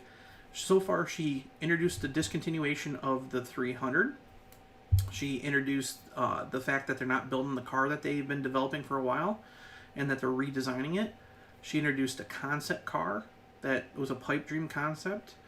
And she introduced an autism-friendly package where it's got like this thing that goes over the back of the seat for kids with autism. And she also introduced a special edition Pacifica minivan with basically it's got a carrier on the top. That's it. That's all she's done. She has not accomplished anything at the company. So I think that whoever the new CEO comes in, I think she'll probably be one of the first people to be let go. Because there's nothing good with her. Like, I mean, she's a nice person, but I don't think she understands the brand. She doesn't understand who the brand is. She's very woke. I mean, if you see like this ad, it says couples with, you know, active lifestyles, and it's two girls, you know, taking selfie shots. I mean, come on. This does nothing with a minivan. Minivan is a family-oriented vehicle. If they should do anything, they're going to compete against SUVs. It's not that, oh, we're going to look for active... How many people are going to take their Pacifica to a freaking off-road part? It makes no sense. I don't know. It's just kind of... I'm reading these comments as I'm talking here, and it's, like, hilarious. Last thing a CEO says before a place goes under is how great it's doing and nothing is wrong. Look at 1.3K. You can see the CEO is so checked out. She's looking forward to cashing her bonus check and retiring in the Bahamas. That one's even got more likes. When the CEO gives an interview in an office in a cubicle, things aren't going well. So the funny thing is like Sergio Marchionne actually, if you look at her office, they basically all the managers there don't like work up on the top floor anymore. That area at CTC has been shut down, and Sergio Marchionne actually wanted all his executives to be on the floor with the people, himself included. So they haven't used the CEO offices in a long time. But nonetheless, let's see here. Bring back the Neon. We want a small car. I have 4 Neons, and they're the best cars I've ever owned.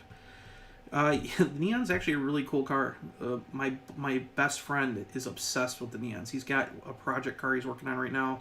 He's got a first gen Neon 2-door that's completely gutted, and it's got basically an SRT4 motor that's been completely built. It's going to have like something crazy like 500 horsepower. It's nuts. Let's see here. I figured out how to get it gas in OBS. Oh, cool, man. I don't even care about speed. I'm glad to see the V8 is back. I don't care about the 6.4, the Hellcat anymore. Well, I think that's the thing. That, again, I think once people...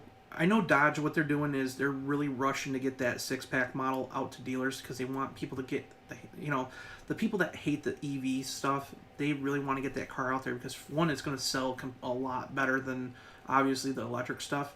And what a lot of people don't understand is one of my friends is a marketing person from Dodge, and he basically told me, like, hey, the reason why they released all the EVs and what they've been told was the plan was because they're not buying credits anymore, they were going to take and pay for all the 2023 Hellcat stuff with the credits that they got from the 2024 Charger Daytona when it launched.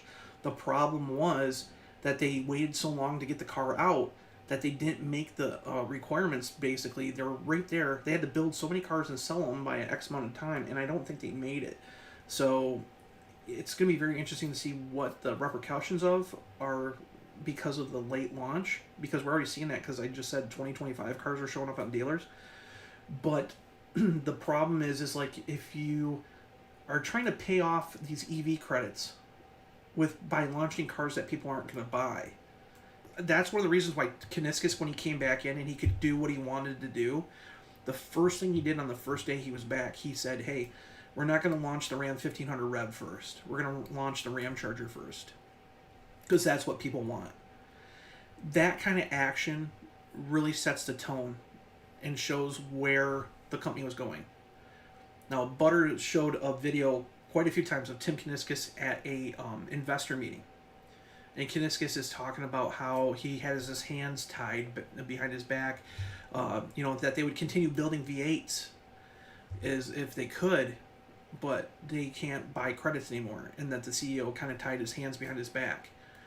So now that Tavares is gone, John Elkann's allowing the company to do what it needs to do to push forward and completely revamp and erase, basically, Carlos Tavares' whole thing.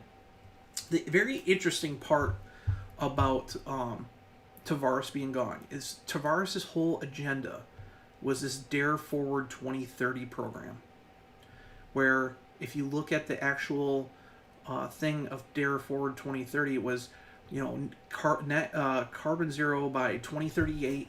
It was that the U.S. was going to have 50% EV sales by 2030, and that 100% of European sales were going to be BEV, so all electric.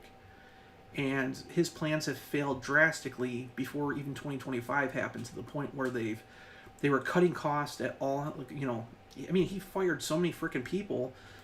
The problem is like now I'm debating on posting an article because I get a lot of people from Europe and stuff that go to Mopar Insiders, and a lot of people from Brazil, believe it or not, follow Mopar Insiders.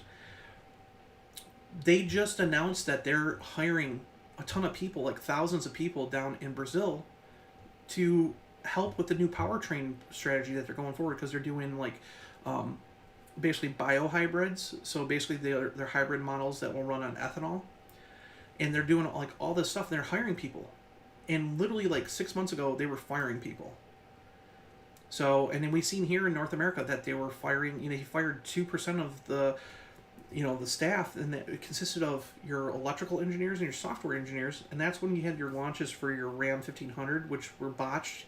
You had that's because they had an all-new electrical architecture, and then you had the Wagoneer S, which is all electric, and the Charger Daytona, which is all electric. And when you fire your engineering staff and your software engineers, well, yeah, you're gonna have problems and you have to deal with them.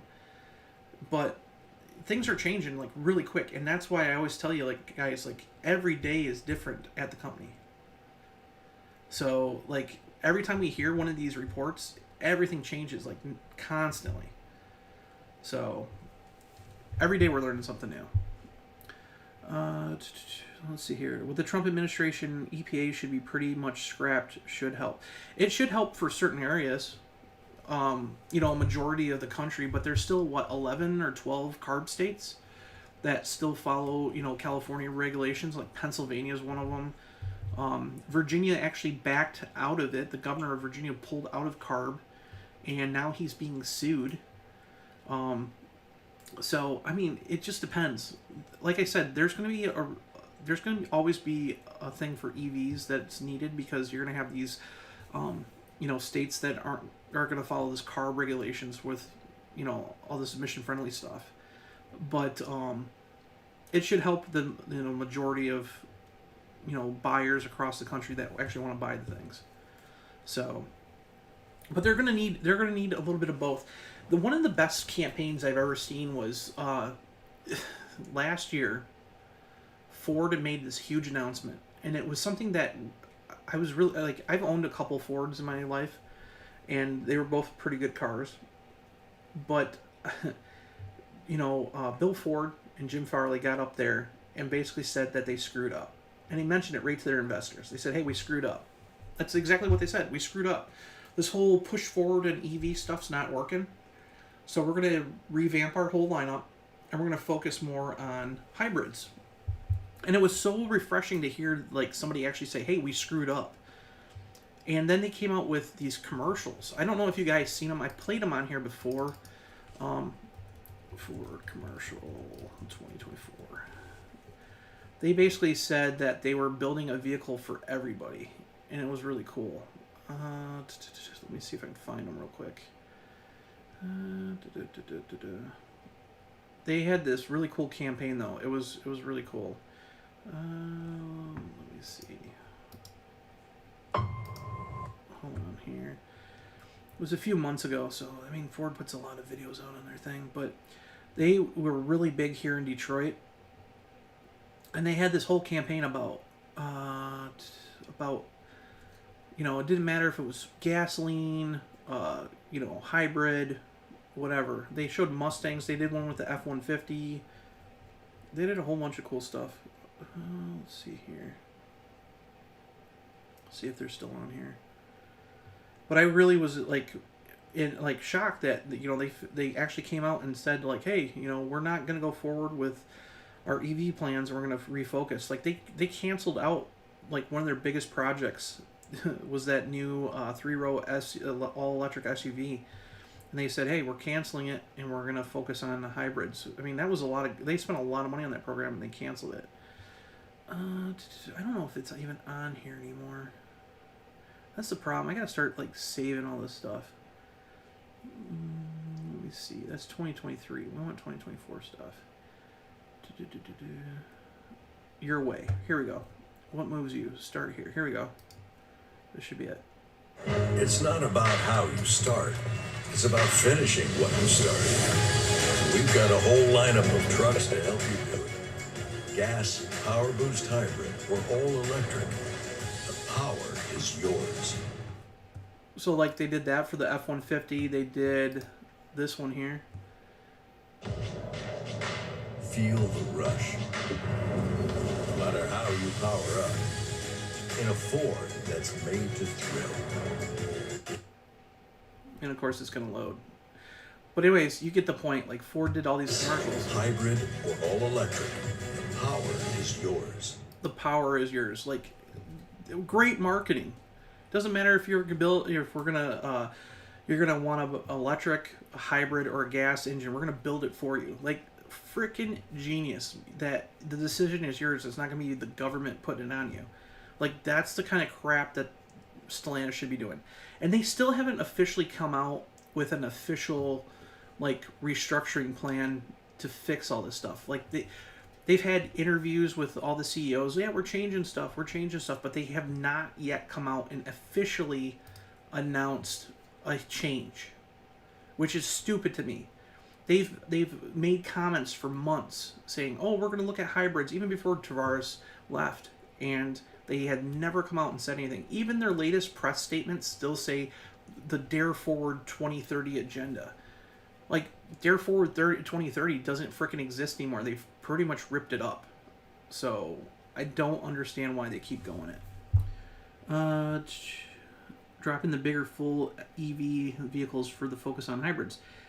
Yeah, I mean, Ford announced that a while ago at their investor meeting, but I'm sure they made a huge statement about that. I didn't even see that today. Let's head over to the Ford and see what they said. Ford announces key leadership changes. I don't see nothing about that, but let's see. Who's their chief? Okay, they got a new CFO. They got a new chief strategy officer. Okay, so nothing huge. But nonetheless, I mean, I give them a lot of credit for actually coming out and saying, hey, we screwed up. Things need to change. I just don't understand why they haven't, like, Stellantis hasn't done that. It would show so much, like, you know, so much for that, like, their, you know, their whole planning persona to, like, hey, you know, we screwed up. We're moving forward. It would probably help their stock, too. So, oh, what time is it? Oh, it's almost 1 o'clock. Holy smokes. So I got to get up at 8 a.m. or actually like 7:30 to go on a trip to my wife's great aunt and uncle's farm. So, anyways, it was good talking to you guys. I'm gonna take and edit the video I'm posting tomorrow, and then I'm hitting the hay. So, good talking to you all. Thanks for coming by and spending some time and talking about the HEMI V8. And again, for those who missed it, there's no new TRX coming with a HEMI. I've seen that a bunch of times, and the Charger is not getting the HEMI anytime soon. So, but yes, 5.7 HEMI is going to probably be in the 2026 Ram 1500 and the Durango RT for sure. And that's about it. So, all right, guys. See you next time. Thanks for coming, and have a good weekend. Have a good Super Bowl Sunday if I don't talk to you guys, and have fun. Bye.